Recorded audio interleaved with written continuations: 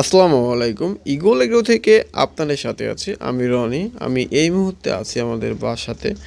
আমি এইমাত্র আমাদের ইগল এগ্রোর চারা পেঁয়াজের প্রজেক্ট থেকে আসলাম এবং সঙ্গে করে কিছু পেঁয়াজ তুলে আনছি আপনাদের দেখানোর জন্য। এই যে দেখুন, খুবই সুন্দর এবং প্রিমিয়াম।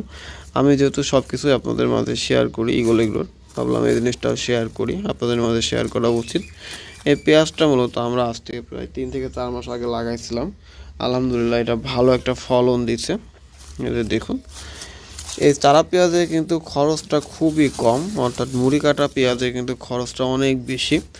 আমাদের অঞ্চলে কিন্তু মুড়ি কাটা পেঁয়াজের বিকল্প হিসেবে আমরা এখন সব চারা পেঁয়াজ চাষ করব। আমি আগামী বছর একটা সিদ্ধান্ত নিয়েছি, কমপক্ষে 4 থেকে 5 বিঘা মতো চারা পেঁয়াজ চাষ করব। এই যে দেখুন, খুবই সুন্দর পেঁয়াজ হয়েছে কুষ্টিয়া জেলাতে। কুষ্টিয়া জেলার মাটিকে সোনা বললে ভুল হবে না, কারণ আমাদের মাটিতে সকল প্রকার ফসলই ফলে।